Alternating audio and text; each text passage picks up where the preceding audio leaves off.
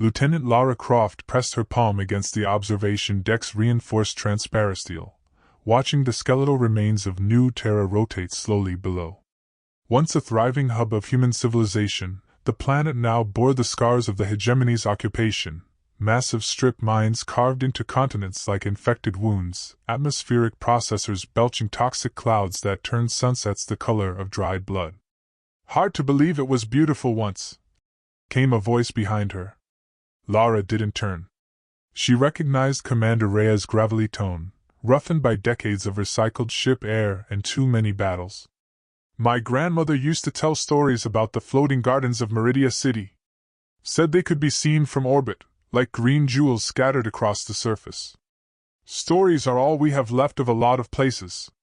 Reyes moved to stand beside her, his weathered reflection ghosting across the viewport. "The briefing's in 10 minutes. You ready for this?" Lara finally looked at him, a man who'd aged beyond his 57 years, cybernetic implants replacing the left side of his skull where hegemony plasma fire had nearly killed him during the siege of Kepler Station. "I've been ready for 3 years, sir. Ever since you pulled me out of the ruins of Titan Base." The commander's expression softened slightly. He'd found her there, the sole survivor of her unit, buried under tons of rubble with nothing but her wits and an emergency beacon keeping her alive for 2 weeks. Most soldiers would have been broken by such an experience. Lara had emerged harder, more focused, with a clarity of purpose that sometimes unsettled even veteran fighters. "This isn't just another raid, Croft. Operation Prometheus is our one chance to strike at the heart of the hegemony. If we fail, we won't." Her voice carried absolute conviction. "The Kethvar have ruled through fear and superior technology for too long. But they've made the same mistake every occupying force eventually makes. They've grown comfortable. Complacent." Reyes nodded slowly. The Kethvar hegemony had indeed seemed invincible when they first arrived in human space over 1,000 years ago. Their crystalline ships could reshape matter at the molecular level, their warriors were enhanced beyond human comprehension, and their AI networks processed battlefield data faster than any organic mind could follow.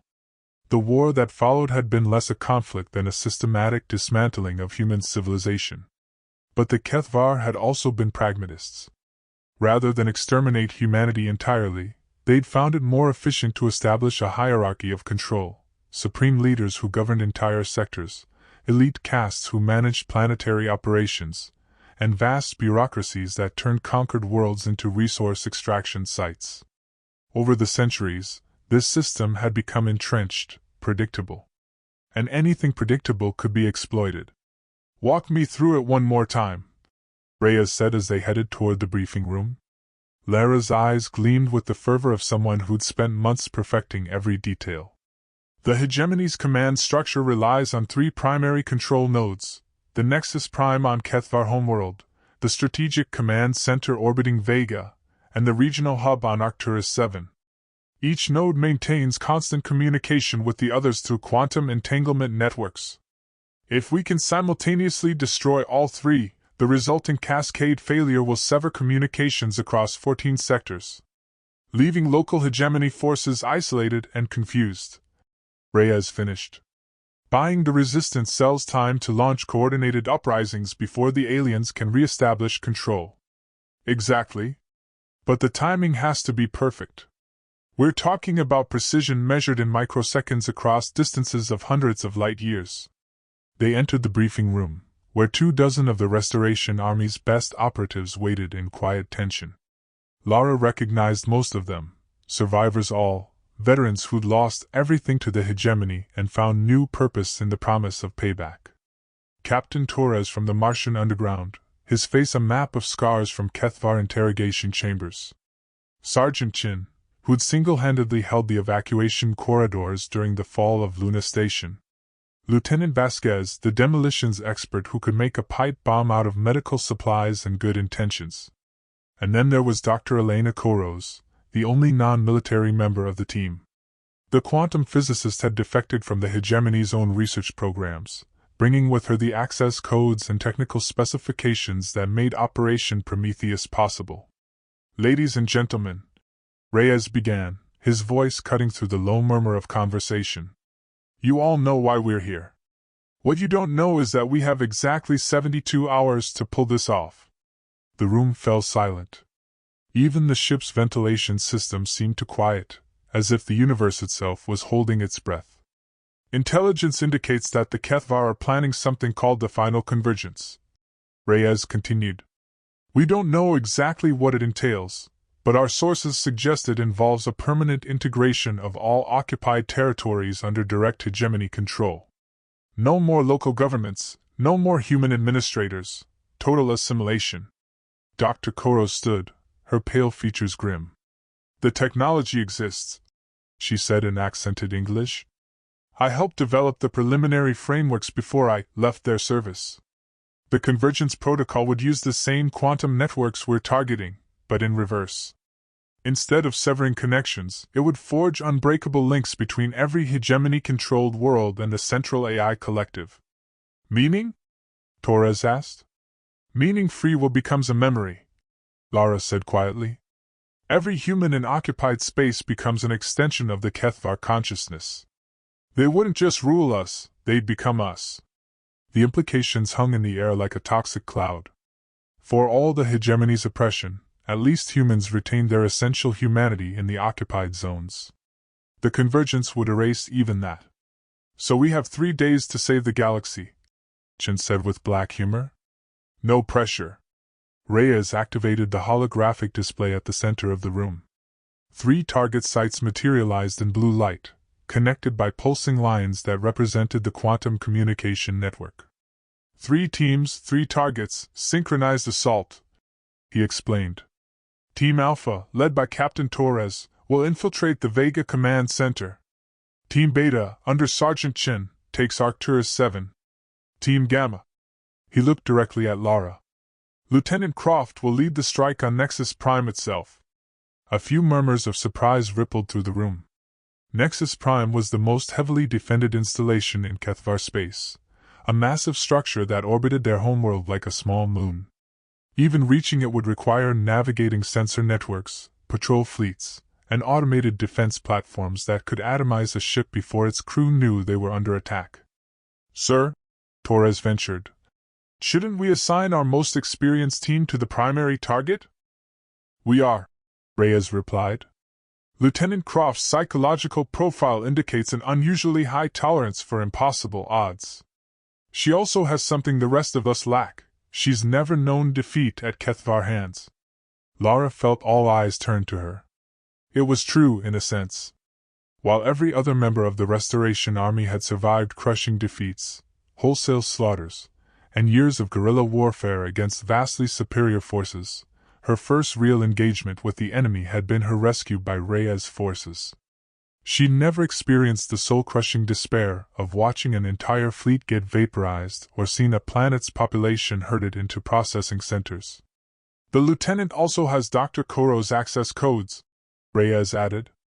"And according to our intelligence, Nexus Prime contains something called the Archive, a complete database of every world, every population, every resource the hegemony has cataloged over the past millennium.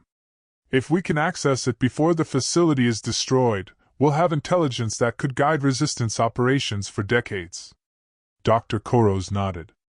"The archive is protected by quantum encryption that changes every nanosecond. But if someone can reach the central access terminal, my codes should provide a brief window, perhaps 30 seconds, to download everything. 30 seconds to copy 1,000 years of galactic intelligence," Lara mused. "Doable, if everything goes perfectly. Which it won't," Vasquez pointed out cheerfully. "Things never go perfectly. Then we adapt," Lara said. "We improvise. We overcome. The Kethvar may have superior technology, but they've grown dependent on it. When their systems fail, they'll panic. When they panic, they'll make mistakes. And when they make mistakes..." She didn't need to finish. Everyone in the room understood.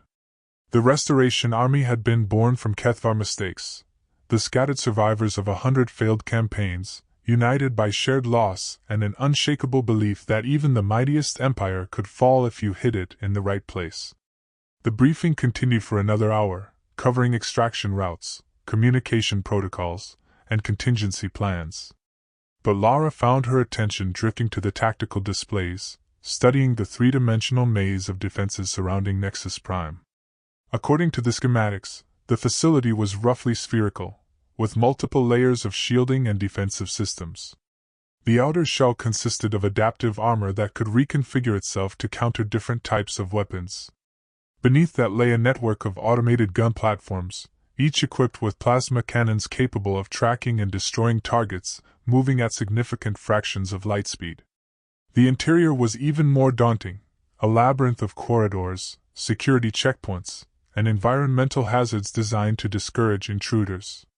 And at the very center, surrounded by the most sophisticated defenses the Kethvar could devise, sat the archive chamber. It was, by any reasonable assessment, a suicide mission. Lara smiled. 3 hours before the operation commenced, Lara found herself in the ship's small armory, methodically checking her equipment. The Restoration Army's gear was a patchwork of salvage technology, jury-rigged devices, and the occasional piece of advanced hardware acquired through less-than-legal means. Her primary weapon was a modified plasma rifle that had started life as a Kethvar infantry weapon. The original power cell had been replaced with a human fusion battery, and the targeting system rewired to interface with her cybernetic implants. The result was a gun that could punch through hegemony armor while remaining light enough for extended operations. Her sidearm was more sentimental, a projectile pistol that had belonged to her grandfather, one of the last human soldiers to fight in the early days of the Kethvar invasion. The bullets were antiques by Galactic standards, but they had certain advantages in an environment where most defenses were designed to stop energy weapons. Planning to shoot your way through an entire space station? Dr. Koros asked, entering the armory with a cup of synthetic coffee. If necessary. Lara slotted a fresh power cell into the rifle and checked the charge indicator. Though I'm hoping for something more subtle. Subtlety is not what you're known for, Lieutenant. Lara glanced at the scientist. Dr. Koros was an interesting puzzle, a brilliant researcher who'd spent decades working within the hegemony scientific establishment before suddenly defecting to the human resistance. Her official story was that she'd grown disgusted with the Kethvar's treatment of subject species, but Lara suspected there was more to it. Tell me about Nexus Prime, she said. Not the technical specs, we've all memorized those. Tell me what it was like to work there. Koros sat down on a supply crate, staring into her coffee as if it might contain answers. Imagine a place where the very air is monitored for unauthorized thoughts. Where every surface is embedded with sensors capable of detecting emotional fluctuations. Where artificial intelligence is more sophisticated than anything humans have ever built, watch your every movement and judge your loyalty based on the pattern of your heartbeat. Sounds cheerful. The Kethvar believe that absolute control is the only path to absolute order. Nexus Prime is their attempt to create a perfect environment, a place where nothing unexpected can ever happen. Lara finished her equipment check and leaned against the armory wall. But you found a way to work around their surveillance.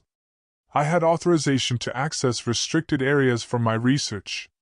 And I learned to think in ways that wouldn't trigger their algorithms, fracture thoughts, incomplete ideas, emotional patterns that mimic the approved responses. Useful skills for infiltration. Perhaps. But Lara. Dr. Koros looked up from her coffee, and her expression was haunted. Nexus Prime isn't just a military installation. It's a monument to everything the Kethvar represent. The deeper you go, the more you'll understand what we're really fighting against. And what we stand to lose if we fail. Before Lara could respond, the ship's intercom crackled to life. All team leaders to the bridge. Final mission briefing in 10 minutes. The bridge of the Defiant Hope was cramped but efficient, designed for a crew of 30 but currently housing nearly twice that number.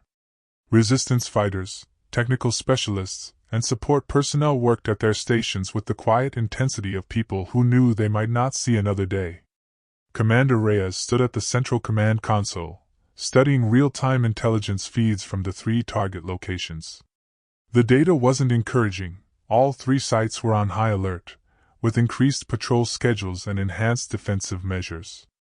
Final intelligence update, he announced as Lara and the other team leaders gathered around him. It appears the Kethvar are aware that something is happening. We've detected a 20% increase in communication traffic between the target sites, and several reserve fleets have been repositioned to cover potential approach vectors.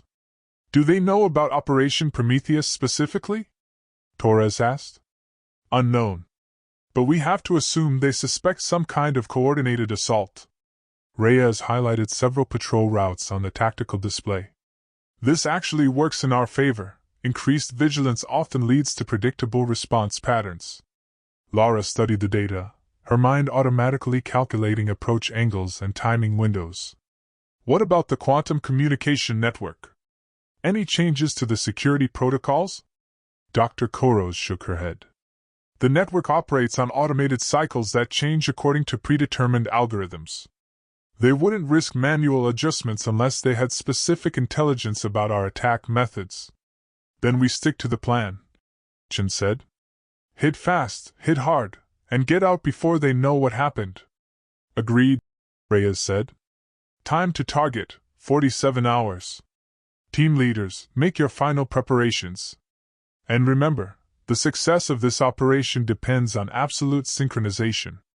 If even one team is delayed, the entire mission fails. As the briefing broke up, Lara lingered near the command console, staring at the holographic representation of Nexus Prime. The facility looked like a geometric puzzle made of crystalline facets and metallic corridors, beautiful in its complexity but utterly alien in its design. Second thoughts? Reyes asked, noticing her hesitation. Never. She turned to face him. But I want to run something by you. What if we're thinking about this wrong? How so? Everyone's treating Nexus Prime like a fortress, something to be breached through force or stealth. But what if it's not a fortress? What if it's a trap? Reyes frowned. Explain. The Kethvar have had 1,000 years to perfect their defenses. They know we're desperate, and they know desperate people take desperate risks. What if Nexus Prime is designed not just to keep intruders out, but to lure them in? You think they want us to attack? I think they want us to attack in a predictable way. Every approach we've considered, stealth infiltration, frontal assault, technical sabotage, relies on human tactical thinking. But the Kethvar aren't human. They might have prepared for our strategies specifically because they understand how we think. Reyes was quiet for a long moment, considering the implications. So what do you suggest? We give them what they don't expect, chaos. Instead of trying to sneak past their defenses or blast through them, we turn their own systems against them. Make the facility itself our weapon. That's remarkably vague, Lieutenant. Lara grinned. It'll make more sense when you see it in action. The infiltration ship Whisper was little more than a powered cargo container with stealth plating and a skeleton crew. Its hull was composed of adaptive metamaterials that could mimic the visual and sensor characteristics of space debris, and its propulsion system was so heavily muffled that it barely registered on even sensitive instruments. Lara lay in the insertion pod, watching status displays count down the final minutes to deployment. Around her, the rest of Team Gamma made their own preparations, checking weapons, reviewing schematics, and trying not to think about the million ways their mission could go wrong. 30 minutes to drop zone, announced Jenkins, the ship's pilot. Nexus Prime is running standard patrol patterns, but there's a lot of chatter on their communication channels. Something has them spooked. Through the pod's small viewport, Lara could see their destination growing larger against the starfield. Nexus Prime was even more imposing in person than it had appeared in the briefings, a massive structure that seemed to exist in multiple dimensions simultaneously, its crystalline surfaces reflecting starlight in patterns that hurt to look at directly. Final equipment check, she ordered, though her team had already performed the ritual a dozen times. Sometimes repetition was the only thing standing between a soldier and paralyzing fear. Dr. Koros occupied the pod's communication station, her fingers dancing over quantum encryption keys that would hopefully grant them access to the facility's internal systems. All access codes verified, she reported. But remember, once we use them, the Kethvar will know exactly where we are. Then we'll just have to move fast, said Vasquez, patting the shaped charges attached to her gear harness. Blow the archive, grab the data, and get out before they can respond. 20 minutes to drop zone, Jenkins called. Starting final approach. Everyone hold on, this is going to get bumpy. The Whisper began a complex series of course corrections, using gravitational slingshots and orbital mechanics to approach Nexus Prime from an unexpected angle. The Kethvar defenses were formidable, but they were designed around the assumption that attackers would follow logical approach vectors. Logic, Lara reflected, was overrated. 10 minutes to deployment. Switching to minimal power, we're going in dark. The pod's displays dimmed to their lowest settings, leaving the team in near darkness. Outside, Nexus Prime continued to grow, its defensive platforms scanning space with methodical precision. Automated sentries moved in predetermined patterns, their sensors sweeping for any sign of intrusion. 2 minutes. Opening deployment bay. Lara felt the slight vibration as the ship's cargo doors began to cycle. In moments, they would be ejected into space, relying on nothing but their insertion pods' limited maneuvering systems to reach their target. 30 seconds. Final systems check. Team Gamma ready, Lara confirmed. Deploy, deploy, deploy. The pod shot out of the Whisper's cargo bay like a bullet, its minimal thrusters firing precisely calculated burns to match Nexus Prime's rotation. Around her, 5 other pods followed similar trajectories, each aimed at different sections of the massive facility. For several minutes, they fell through vacuum in complete silence. The Kethvar sensor networks swept past them repeatedly, but the pod's stealth systems held. To any automated observer, they were just more pieces of debris in the crowded space around the facility. Contact in 30 seconds, Dr. Koros whispered. I'm detecting the outer sensor grid. Beginning electronic countermeasures.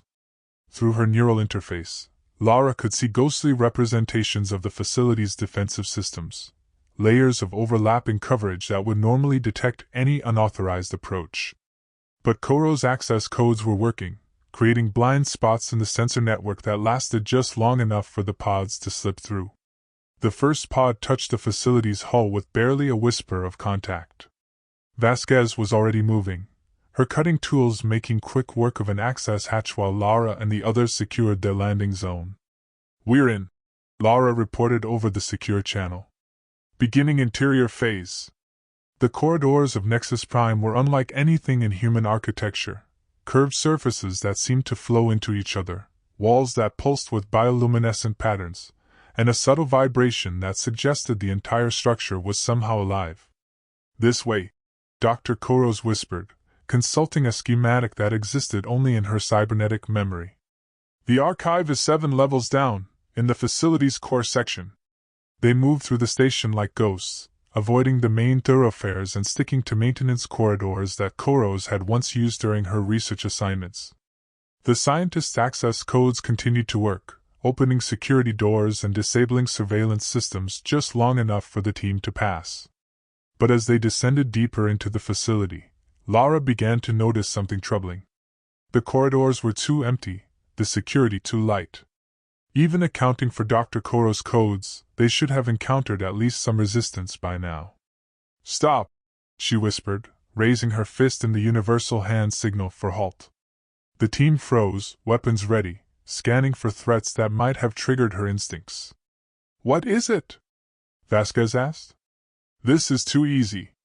Lara studied their surroundings, noting the placement of monitoring devices and the subtle patterns in the facility's ambient lighting. We've been walking through one of the most secure installations in the galaxy for 20 minutes, and we haven't seen a single guard? Maybe they're all at their stations, Dr. Koros suggested. The Kethvar prefer automated systems over organic security when possible. Or maybe they want us here. Lara activated her suit's tactical display, overlaying their current position with the facility schematics. How many different routes lead to the archive? Koros consulted her memories. Dozens. The facility was designed with multiple redundant pathways for critical systems. But how many of those routes would someone with your access codes be likely to take? The scientist's face went pale as she understood the implication. Perhaps 3. Maybe 4. And I'm willing to bet that all of them funnel into a single choke point somewhere near the archive chamber. Lara switched to the team's tactical frequency. New plan. We're not going to the archive first. But the mission, Vasquez began. The mission is to cripple the Kethvar command structure. The archive is one way to do that, but it's not the only way. Lara pulled up alternative schematics on her display. Dr. Koros, what can you tell me about the facility's power distribution network? It's extensive. Nexus Prime draws energy from multiple sources, fusion reactors, quantum tap generators, even a small artificial singularity in the core section. Why? Because every system in this place runs on power. Defenses, communications, environmental controls, even the archive itself. If we can destabilize the power grid, we won't need to physically access the archive. The entire facility will tear itself apart. Dr. Koros shook her head. The power distribution network is protected by multiple redundancies. You'd need to cause simultaneous failures across at least 6 different substations. Then that's what we'll do. Lara began redistributing the team's equipment, dividing Vasquez's explosives among all 6 members. We split into 3 groups, each targeting 2 substations. Coordinate our attacks through quantum burst transmissions, and time the detonations for maximum cascade effect. That's actually brilliant, Dr. Koros admitted. A cascading power failure would trigger automatic isolation protocols throughout the facility. In the resulting chaos, their communication networks would be completely disrupted. And disrupting communications between Nexus Prime and the other command centers is the real objective, Lara concluded. Everything else is just a bonus. They spent the next 30 minutes repositioning throughout the facility, using service conduits and maintenance shafts to reach the power distribution centers. The substations were heavily shielded but minimally guarded. The Kethvar had correctly reasoned that anyone capable of reaching them would already have overcome the facility's primary defenses. They just hadn't counted on someone crazy enough to turn the facility itself into a weapon. All teams in position, Lara whispered into her comm unit. Synchronized detonation in 30 seconds. Through her neural interface, she could see her teammates' vital signs, elevated heart rates, heightened alertness, but steady nerves. These were professionals who'd survived the worst the galaxy could throw at them. 10 seconds. 5, 4, 3, 2, 1. Execute. 6 explosions bloomed simultaneously throughout Nexus Prime's infrastructure, each one precisely placed to maximize damage to critical systems. The facility's lights flickered, its artificial gravity wavered, and somewhere in the distance, alarms began to wail. But the real damage was invisible, a cascade of system failures that raced through the station's network like electronic cancer. Power relays overloaded, backup generators went offline, and the quantum communication arrays that connected Nexus Prime to the rest of the Kethvar command structure began shutting down one by one. Status report, Lara called, feeling the deck plates vibrate beneath her feet as the facility's structural integrity systems struggled to compensate for the power disruptions. Substation Alpha is gone, reported Vasquez. Took half the level with it. Beta and Gamma destroyed, added Jenkins. The explosion triggered some kind of containment breach. I'm reading radiation warnings throughout this section. Delta and Epsilon confirmed, Dr. Koros said, her voice tight with professional satisfaction. The cascade effect is even more extensive than I calculated. The facility's central computer is having to choose between maintaining life support and preserving data integrity. Around them, Nexus Prime was dying. Emergency lighting cast everything in hellish red shadows, while automated systems screamed warnings in the musical language of the Kethvar. Structural supports groaned under stresses they were never designed to handle, and the air itself seemed to thicken with the smell of overheated electronics. Time to go, Lara ordered. Exfiltration routes Charlie through Echo. Move fast, this place won't be stable much longer. But as they began their escape, proximity alarms sounded throughout the facility. The Kethvar defenders had finally responded to the attack, and they were converging on the saboteur's position with lethal intent. "Contact!" Vasquez called out, her rifle spitting plasma bolts at shapes moving through the smoke-filled corridors.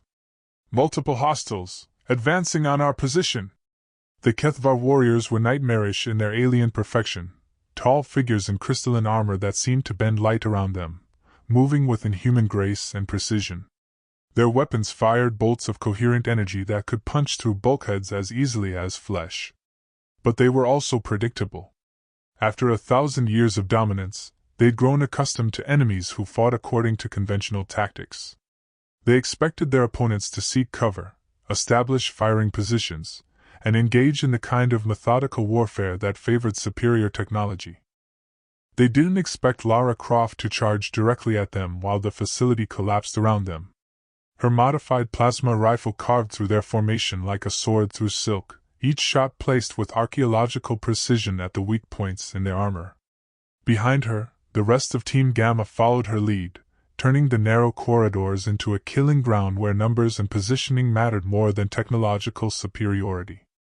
"The exit shaft is 50 meters ahead," Dr. Koros called out, consulting her cybernetic map. "But there are at least a dozen hostiles between us and—" Her words were cut off as the deck beneath them buckled, sending everyone sprawling. Somewhere deep in the facility's core, the artificial singularity was destabilizing, warping space-time in ways that made conventional physics meaningless. "New plan," Lara said, picking herself up and checking her equipment. "We're not running anymore." She activated her suit's tactical interface and began broadcasting on all frequencies, not just to her team, but to every human resistance cell within light years of their position. "This is Lieutenant Lara Croft of the Restoration Army," she announced, her voice cutting through the chaos. "Nexus Prime is falling. The Kethvar command structure is compromised. All units, all cells, all free humans, this is your moment. Strike now, while they're blind and confused. Make them pay for every world they've stolen, every life they've taken. Show them that humanity will never surrender." The broadcast lasted only seconds before the facility's failing communication systems cut it off. But seconds were enough. Across human space, resistance cells that had waited years for this moment began to move. Sabotage operations, guerrilla raids, and coordinated uprisings erupted on dozens of worlds simultaneously. And deep in the heart of Nexus Prime, as the facility tore itself apart around them, Lara Croft and her team fought their way toward freedom, and toward a future where humanity might finally reclaim its place among the stars. The escape from Nexus Prime was a nightmare of collapsing corridors, exploding power conduits, and Kethvar warriors who seemed to materialize from the smoke like vengeful spirits. Lara's team moved through the chaos with desperate efficiency, using the facility's own destruction as cover for their withdrawal. "Emergency evacuation shaft, 200 meters!" Dr. Koros shouted over the din of failing systems and weapons fire. The scientist had taken shrapnel from a plasma burst, her left arm hanging useless at her side, but she continued to guide them through the maze of destruction. Behind them, more Kethvar forces were pouring into the facility, elite troops in powered armor who moved through the devastation with mechanical precision. Their crystalline weapons carved through bulkheads like they were paper, sending molten metal spraying across the corridors. "Vasquez, I need a distraction," Lara called out, dropping to one knee and laying down covering fire with her plasma rifle. The demolitions expert grinned through her faceplate and pulled out her last shaped charge. "One distraction, coming up!" She slapped the explosive against the support beam that held up an entire section of ceiling, then triggered the detonator. The explosion brought down tons of debris, blocking the corridor and buying them precious seconds. But the delay wouldn't last long. Kethvar engineering was too sophisticated, their equipment too advanced. They'd clear the obstruction or find another route within minutes. "There!" Jenkins pointed to an access hatch marked with alien symbols. "That's the shaft. Leads directly to the outer hull." Dr. Koros was the first through, despite her injury. Her access codes opened the sealed portal, revealing a vertical shaft that stretched up into darkness. "The gravitational fields are unstable," she warned. "The artificial singularity's collapse is warping local space-time." Can we make it to the extraction point? Lara asked, helping the wounded scientist into the shaft's emergency lift system. If we're very lucky, Koros replied. And if the extraction team is still waiting for us. They rose through the shaft in tense silence, feeling the facility shudder around them as its fundamental systems failed. Through the transparent walls, they could see other sections of Nexus Prime, some still blazing with light and activity, others dark and lifeless where the power grid had collapsed entirely. You know, Vasquez said conversationally, I never thought I'd live to see a Kethvar fortress brought down from the inside. We're not clear yet, Lara warned, though she shared the sentiment. For the first time in over 1,000 years, humanity had struck a meaningful blow against their oppressors. Whatever happened next, that victory could never be taken away from them. The lift shuddered to a halt at the facility's outer hull, where their extraction pods waited like metallic beetles against the crystalline surface. But as they prepared to board, proximity alarms began sounding throughout the immediate area. Multiple contacts inbound, Jenkins reported, consulting his tactical scanner. Kethvar interceptors, moving fast. They must have tracked our escape route. Through the transparent aluminum of his pod's viewport, Lara could see the approaching ships, sleek predators that moved through space with the same lethal grace as their creators. Each one was armed with enough firepower to vaporize their small pods before they could even begin their escape. Options? She asked Dr. Koros. None that I can see. Even with our stealth systems, they'll detect us the moment we separate from the hull. Lara studied the tactical display, calculating vectors and timing windows with the instinctive precision that had kept her alive through a dozen impossible situations. What if we don't separate from the hull? I don't understand. The facility's artificial singularity is collapsing, right? Creating gravitational distortions throughout local space? Yes, but... Dr. Koros' eyes widened as she understood. You want to ride the gravity wave. The collapse will create a massive gravitational pulse when it reaches critical mass. If we time our departure correctly, we can use that pulse to accelerate our pods beyond the interceptor's ability to track. That's insane, Jenkins said. The gravitational shear alone would tear us apart. Better than being atomized by Kethvar plasma cannons, Lara replied. How long until the singularity reaches critical collapse? Dr. Koros consulted her instruments, her face pale with concentration. 3 minutes. Maybe less. Then we have 3 minutes to get as far from this facility as possible, while staying within the pulse radius. Lara began calculating approach angles and acceleration curves on her pod's navigation system. Everyone program your pods for maximum burn on my signal. We're going to thread the needle. They waited in agonizing silence as the seconds ticked by, watching the Kethvar interceptors close in on their position. The alien ships moved in perfect formation, their sensors sweeping space for any sign of the infiltrators who had crippled their most important facility. 2 minutes. The facility's structure was visibly warping now, its crystalline surfaces rippling like liquid as space-time itself bent under the influence of the collapsing singularity.